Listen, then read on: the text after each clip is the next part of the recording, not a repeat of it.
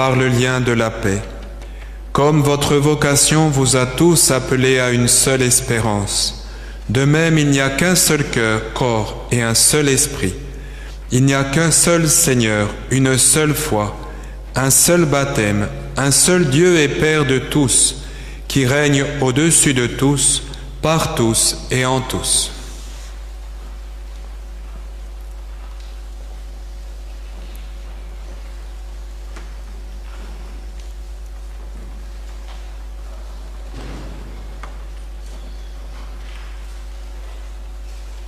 En ce jour béni, en ce jour saint, nous nous sommes recueillis avec la Vierge Marie et toute l'Église pour recevoir l'Esprit Saint d'une nouvelle manière, puisque c'est le don de Dieu, c'est un don, ce don il est actuel, il est éternel. Eh bien, nous demandons à l'Esprit Saint de nous faire découvrir avec saint Antoine, qui a tellement prêché sur le mystère de l'Esprit Saint,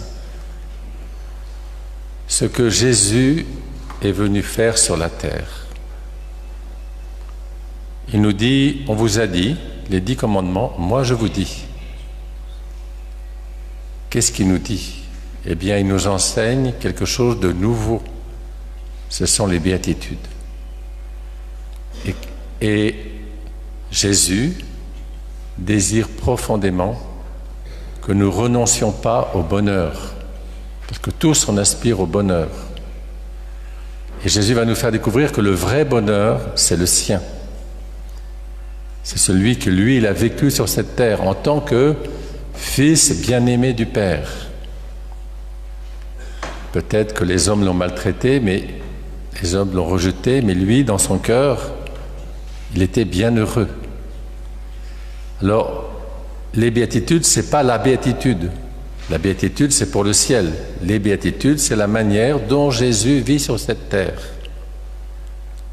Et c'est un échange qu'il veut faire avec chacun de nous. Il veut nous donner cette grâce. Hier, nous avions vu la béatitude des pauvres de cœur. La pauvreté du cœur du Christ, c'est qu'il rend grâce d'être envoyé par le Père. Il rend grâce de tout l'amour que le Père lui donne. C'est pour ça qu'un homme qui est bien heureux, c'est un homme qui reçoit cet amour éternel, cet amour infini, et qui rend grâce chaque jour, chaque matin en se levant, d'exister d'abord, et puis de marcher sous le regard du Seigneur, d'être porté par son amour. Maintenant, je voudrais regarder la deuxième béatitude, qui est « Bienheureux les doux, car ils posséderont la terre ». C'est assez curieux. Pourquoi posséder la terre? Alors, pour comprendre les béatitudes, il faut regarder Jésus les vivre. Et bien, quand nous regardons Jésus, nous voyons que lui-même, il va s'attribuer cette qualité. « Venez à moi, vous tous qui peinez, car je suis doux et humble de cœur. » Être doux, c'est pas être mou. Le mou, c'est le plat de nouilles. On le pousse à droite, il tombe à droite, il pousse à gauche, il tombe pas à gauche. Voilà. La douceur, c'est la force dans l'amour. Un amour très fort peut être doux. Et cette douceur du cœur du Christ, eh bien, nous le voyons de sa naissance à sa mort. Qu'y a-t-il de plus doux qu'un bébé?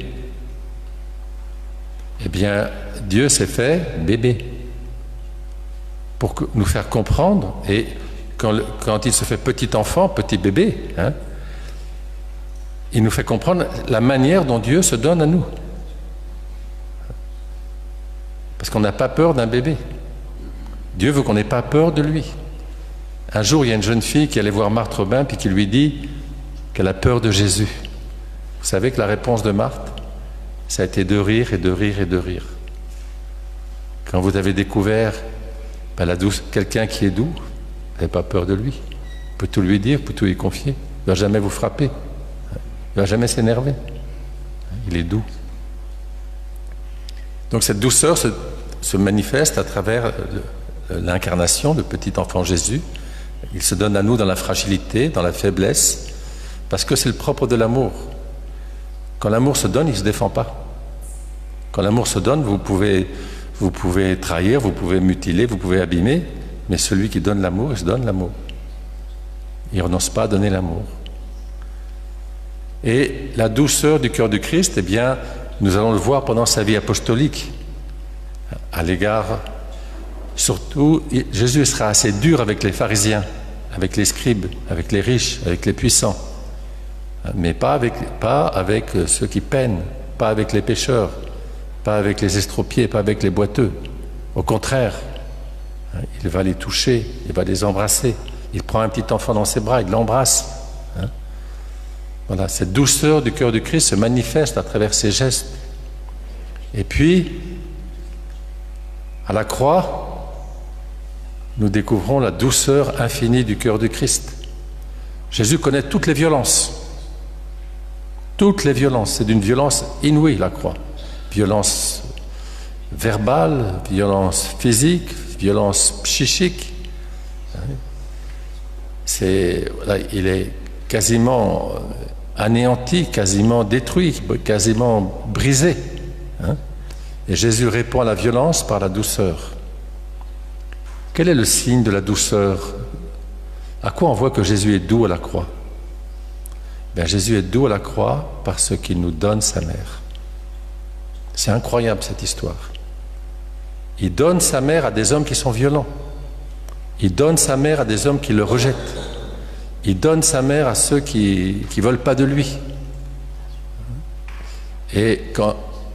Parce que, dans une famille, quand ça va mal, il faut que la mère mette son cœur de jeu, son cœur de mère en jeu pour parler à ses enfants. Et à partir de la croix, bien, Marie reçoit la paix, elle reçoit la charité infinie qu'il y a dans le cœur du Christ, et elle devient mère de toutes nos familles, de tous nos peuples, de tous les hommes, jusqu'à la fin des temps. Et quand vous voyez les apparitions mariales, vous voyez que Marie apparaît toujours dans l'histoire des peuples où ça va très mal. Lourdes, c'est l'athéisme qui se répand en France. Fatima, c'est le communisme qui se répand dans le monde. Et ainsi de suite. À Kibeo, au Rwanda, une apparition qui est reconnue par l'Église, elle apparaît 10 ans avant le génocide. Parce que le propre de la mère, c'est de nous ramener à la vérité. Donc, vous voyez, la douceur du cœur du Christ se manifeste par cette manière d'agir qu'il a à notre égard. Et pourquoi posséderons la terre? Parce que par la douceur, on doit posséder le cœur du prochain. Et souvent, le cœur du prochain, il est aride, il est sec, il est dur. Et si on veut répondre à la dureté par la dureté, à la cruauté par la cruauté, ben ça va être la spirale infernale. C'est pour ça que Jésus nous enseigne quelque chose de tout à fait nouveau. Et la douceur, c'est la manière d'agir du cœur du Christ. Jésus veut qu'on s'aime les uns les autres, mais comme lui, il nous aime. C'est-à-dire pas en se supportant, pas en serrant les dents, pas en disant je supporte et puis je ne peux pas faire autrement, et puis c'est comme ça, et puis je vais supporter. Non. Jésus veut que nous donner quelque chose de nouveau, qui est la douceur. Si vous n'avez pas la douceur, il faut lui demander. C'est un don du Saint-Esprit. C'est un don divin. Mais quelquefois, on n'y peut rien. On a eu une jeunesse fracassée, on nous a tapé dessus quand on était jeune, vous voyez, comme Tim Guénard. Son père le frappait, et il a fait de la boxe parce que quand il tapait dans le punching ball, il pensait à son père. Oui, la violence, ça appelle la violence. Puis c'est quand il s'est marié qu'il a découvert qu'il y avait une femme qui l'aimait. Il a eu beaucoup de mal à comprendre ce que c'était que la douceur. Puis petit à petit, il a été conquis par cette douceur. Il a compris qu'il ne fallait pas répondre au mal par le mal, mais répondre au mal par la douceur. Donc voilà, c'est un enseignement divin. Et je prends 2 exemples pour moi qui m'ont été très frappants. Le pape Jean-Paul II était un homme doux. Le pape Benoît aussi était un homme doux. Ce n'est pas la même douceur. La douceur, c'est la force dans l'amour. Un amour très fort peut être doux. Je me souviens quand j'étais au Togo, il y avait un imam qui disait, du pape Jean-Paul II, il a une parole qui ne blesse pas. Vous voyez, dire la vérité sans blesser, ben c'est être doux. Voilà, donc c'est par la douceur qu'on doit évangéliser. C'est par la douceur que les chrétiens doivent conquérir le monde. Et plus il y a la violence, plus il faut répondre à la violence du monde par la douceur. Et nous vivons actuellement dans un monde qui est extrêmement violent. Alors que l'Esprit Saint, eh bien, voilà, nous aide à contempler la manière dont Jésus s'est abaissé. Et on est doux quand on est devant quelqu'un et qu'on s'abaisse, qu'on l'écoute. Vous voyez, qu'on ne veut pas le dominer. Vous voyez. La douceur, ça nous permet de lutter contre toujours cette volonté de puissance qu'il y a en nous. Cette volonté de puissance, cette volonté de dominer, cette volonté d'avoir raison, cette volonté un peu d'écraser les autres. S'abaisser. S'abaisser pour que l'autre s'élève. S'abaisser pour que l'autre passe devant. Ça, c'est le mystère de l'amour qui est en Dieu. Chaque personne divine s'efface devant l'autre. Alors, cette béatitude des doux est le fruit du don de conseil. Pourquoi le don de conseil? Parce que si vous demandez conseil au Saint-Esprit, qu'est-ce qu'il vous dit? Eh bien, le Saint-Esprit, il répète toujours la même chose, qu'il y a 2 commandements qui ne font qu'un. L'amour à l'égard de Dieu et l'amour à l'égard du prochain. Vous savez que le vieux Saint Jean, il avait à peu près 100 ans, et puis ses disciples venaient le voir et disaient « Est-ce que tu peux nous parler encore du Maître ?» Saint Jean disait « Aimez-vous les uns les autres ?» Il dit oh, « Tu radotes, tu nous dis toujours la même chose. » Et Saint Jean dit « Aimez-vous les uns les autres et ça suffit. » Parce que c'est le signe de l'authenticité de la vie chrétienne. L'amour de Dieu, personne ne le voit. C'est secret. Mais l'amour du prochain, ça se voit. Et donc le signe que quelqu'un aime vraiment Dieu, c'est que son cœur bien devient doux, devient humble, devient accueillant. Et voilà. Et quelqu'un qui est doux, eh bien, il conquiert le cœur des autres. Je me souviens comme ça, c'était dans une gare routière en Afrique, il y avait une maman qui portait des sacs et puis il y avait toute une kyrielle d'enfants qui étaient derrière.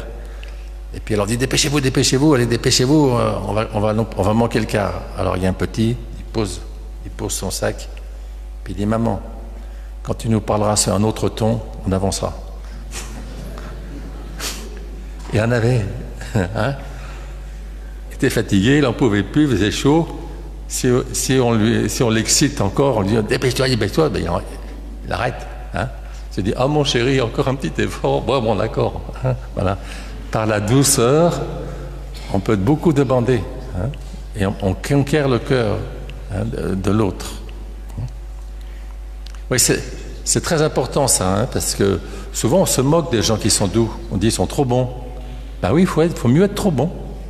Le chrétien, c'est celui qui est trop bon. Parce que c'est la bonté de Dieu qui se diffuse dans son cœur. Et par cette bonté, on doit conquérir l'univers.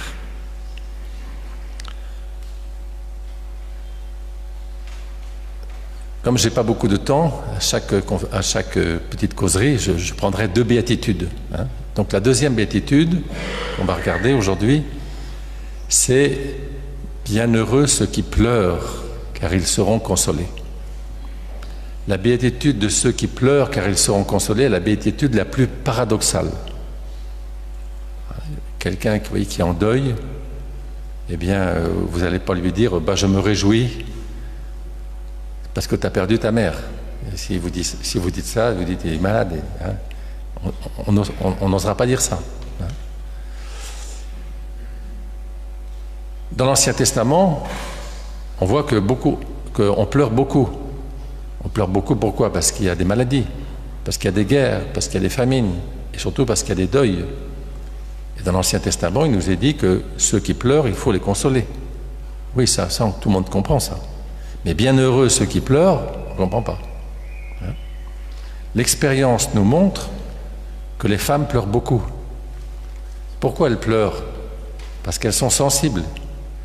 Être sensible, ce n'est pas un défaut, hein? C'est même une qualité. Mais il ne faut pas pleurer pour n'importe quoi. Quelquefois, les femmes pleurent pour n'importe quoi. Comme Marie-Madeleine qui pleure devant Jésus ressuscité. Parce qu'elle imagine elle imagine des choses qu'on a volées, mais alors il est là. Vous voyez, donc elle est aveuglée, elle ne voit pas. Hein? Et les hommes pleurent rarement. Et quand un homme pleure, c'est tellement grave qu'on ne sait pas quoi faire. On fuit même. Eh bien, pour nous, le Fils de Dieu a pleuré sur cette terre. Alors là, c'est impressionnant. Hein? Et quand quelqu'un pleure, si Jésus pleure, il faut lui demander pourquoi il pleure. Si vous ne savez pas pourquoi il pleure, vous ne pourrez pas être à côté de lui pour le consoler. Et c'est ça l'intelligence. Vous voyez? On doit demander à Jésus, et Jésus va vous dire, eh bien Jésus a pleuré 3 fois. Hein? Jésus a pleuré après l'entrée triomphale sur Jérusalem, en entrant sur la ville de Jérusalem et en voyant la ville de Jérusalem. Il a pleuré sur cette ville. Hein? Pourquoi il pleure sur cette ville? Parce que cette ville, il prédit sa destruction, qui aura lieu en l'an 70, parce que cette ville qui est pourtant la ville sainte, hein, puisqu'il y a le temple. Le temple a été construit, et puis lorsque le temple a été construit, Dieu avait dit à Salomon qu'il habiterait ce temple tant qu'on l'y adorait. Et voilà que Jérusalem n'adore plus Dieu. Ils adorent, et parce qu'ils n'adorent plus, voilà, ils vont rejeter le Fils de Dieu lorsqu'il va venir. La deuxième pleur de Jésus, c'est face au tombeau de Lazare. Jésus ne pleure pas parce que son ami Lazare est mort. Hein? Sinon, Jésus aurait des troubles bipolaires. Hein? Pourquoi? Parce que juste avant, il dit, Lazare est mort et je me réjouis de ne pas avoir été là afin que vous croyiez. Donc Jésus n'est pas... Il a une maîtrise complètement psychique de son psychisme. Hein? Et puis, il est le Fils de Dieu. Il sait qu'il va le ressusciter 5 minutes plus tard. Hein? Donc c'est là où il faut être un saint pour comprendre la parole de Dieu. Et le premier qui a commenté ça, je trouve que la plus belle compréhension de ce pleur de Jésus, c'est saint Hilaire, qui dit « Jésus pleure parce qu'il voit ce que le diable a fait. » Et le diable a détruit le chef-d'œuvre de Dieu. Le chef-d'œuvre de Dieu, c'est l'homme. Et le diable a fait entrer l'homme dans la mort. Et la seconde mort, qui est être damné, qui est être séparé de Dieu éternellement. C'est pour ça que Jésus pleure sur la mort. Et lui, qui est la résurrection, il peut nous consoler face à la mort. Hein? C'est pour ça que c'est magnifique. Hein? Chaque fois qu'on est face à un mort, il faut entendre cette parole. Je suis la résurrection, le crois-tu? Et cette parole nous console. Par lui, avec lui, en lui, on ira vers le Père. Et puis ensuite, le troisième pleur de Jésus, eh bien, c'est dans le mystère de l'agonie. Le Christ, l'âme du Christ est triste à en mourir. Et donc, quand on est triste, on est... Hein?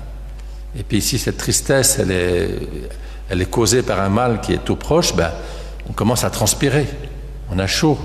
Hein? Et le corps, cette tristesse est tellement forte, et Jésus dit, elle est mortelle, que tout son corps pleure des larmes de sang. C'est-à-dire qu'on voit que c'est une... Et cette tristesse est causée par quoi?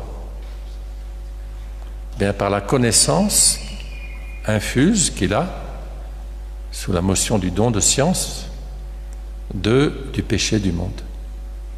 Quel est le plus grave des péchés? Il y a un péché que vous oubliez toujours de confesser, qui est le plus grave des péchés.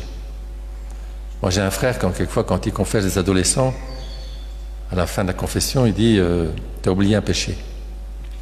Alors, il y a toujours un péché qu'on a honte, qu'on n'a pas dit.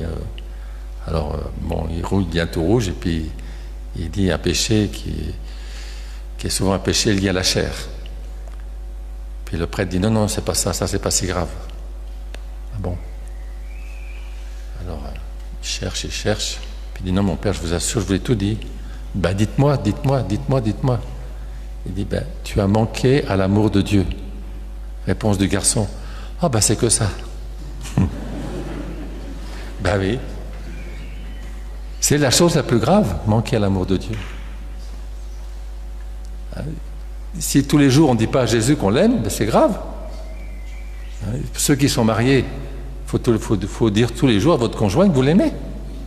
Il faut dire à vos enfants que vous l'aimez. Il faut leur montrer. Si on ne se le dit pas, on ne sait pas. Puis après les choses... Mais si on se dit... L'amour doit se dire, l'amour doit s'exprimer. Jésus nous aime, mais Jésus attend que nous l'aimions. Jésus a besoin d'amis. Et justement, les saints, ce qu'on appelle la vie mystique, c'est-à-dire la vie des saints, ce sont ceux qui aiment Jésus, qui accueillent son amour, et qui laissent Jésus prendre leur vie, posséder leur vie, guider leur vie. C'est pour ça que, je ne sais pas si vous avez vu sur les réseaux sociaux, sur YouTube, il y a une femme actuellement qui rend un très beau témoignage. Elle disait qu'elle a eu un accident très très grave, et puis elle était comme morte, et puis je ne sais pas si elle est entrée au ciel, mais disons que la vision qu'elle a eue de Jésus, c'était Jésus qui pleurait. Ça a tellement impressionné de voir Jésus pleurer. Ce qui a jailli de son cœur, c'est que Jésus, est-ce que tu peux permettre que je revienne sur la terre pour te consoler? Voilà, quand Jésus pleure, eh bien il faut le consoler. C'est pour ça qu'il prend 3 disciples avec lui. Pourquoi il prend 3 disciples? Parce qu'en tant qu'il est homme, il a besoin de la présence de ses amis qui vont venir prier avec lui. Et quand on vient prier avec Jésus, on console Jésus. Alors, vous voyez, cette béatitude de ceux qui pleurent, elle va avoir 2 versants. D'abord, pour nous-mêmes, grâce au don de science. Le don de science, ce n'est pas la science comme on l'entend aujourd'hui avec les mathématiques, la physique, ou je ne sais pas quoi, l'informatique, ou je ne sais quoi. Non, c'est la science divine. La science divine, c'est de voir les choses comme Dieu les voit. La connaissance que Dieu peut infuser à une âme, d'abord de la beauté de la création, que l'homme est le chef-d'œuvre de Dieu, et le sommet de la création. Et puis le don de science aussi nous fait connaître la turpitude des hommes, les trahisons des hommes, comment les hommes pataugent dans la mare d'eau sale. Et quand vous voyez ça, vous pleurez. Donc le don de science nous donne la contrition. Et le don de science me fait comprendre la gravité du péché. Vous voyez ? Saint François pleurait la nuit parce que l'amour n'était pas aimé. Ça, c'est sous la motion du don de science. Il pleurait comme Jésus pleure, parce que l'amour n'est pas aimé, parce que Jésus n'est pas aimé, parce que le Père n'est pas aimé, parce qu'on n'écoute pas l'Esprit Saint. Et le don de science, vous voyez, donc me fait donc par rapport à moi-même, il me donne cette grâce de pleurer mon péché, et cette grâce de la contrition, la contrition parfaite. Oui, c'est reconnaître, je suis un pauvre pécheur et je me jette aux pieds de Jésus. Alors vous voyez, si je pleure comme ça, Jésus vient me consoler. Bienheureux ceux qui pleurent leur péché, car ils seront consolés. Celui qui dit qu'il n'a pas de péché fait de Jésus un menteur. Mais celui qui reconnaît son péché, il n'a plus de péché. Parce que Jésus, consoler quelqu'un, c'est le prendre dans ses bras et le relever et de le mettre à la meilleure place. Jésus nous redonne notre place auprès de lui, de fils bien-aimé, d'avancer comme fils bien-aimé du Père. Et puis l'autre versant, si on peut dire, de la béatitude de ceux qui pleurent, c'est la compassion. Alors ça, c'est le cœur de la Sainte Vierge. Vous voyez ? La compassion, c'est quand vous voyez la misère des hommes, la misère du monde, eh bien, au lieu de juger, au lieu de condamner, au lieu d'envoyer des missiles sur la tête de ceux qui font du mal, hein, vous dites, ouais, les pauvres. Et vous avez pitié. Et parce que vous avez pitié, eh bien, vous allez prendre dans votre cœur la misère des hommes et vous allez intercéder. Seigneur, prends pitié de nous, prends pitié du monde entier. La compassion. Vous voyez ? À partir de la croix, Marie, elle vit ce mystère de la compassion. Au pied de la croix, Marie ne juge personne. Les hommes l'ont blessée, mais mortellement. Mais elle reçoit cette grâce de continuer de les aimer et de prier pour les pécheurs. C'est pour ça, dans Je vous salue Marie, on dit « Prie pour nous, pauvres pécheurs ». Marie, mère de la compassion. Les mamans, là, quand vos enfants sont sales, qu'est-ce que vous faites? Vous les lavez, vous les parfumez, et puis vous les embrassez, et vous les remettez dans la maison. Eh bien, la Sainte Vierge, c'est ça qu'elle désire, vous voyez, nos impuretés, nos saletés, notre péché. Eh bien, Marie, et c'est pas parce qu'elle est immaculée, elle a le sens de notre misère, et elle la prend dans son cœur. Elle nous confie à Jésus pour que Jésus puisse nous redonner la grâce de devenir enfant de Dieu.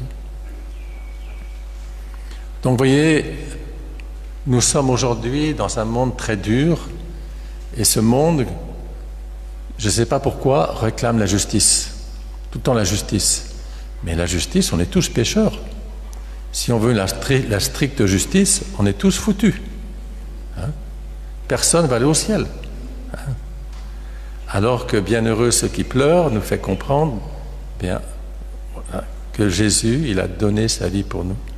Et maintenant, si nous demandons à l'Esprit Saint d'avoir la connaissance de ceux qui le peinent, il nous le donnera.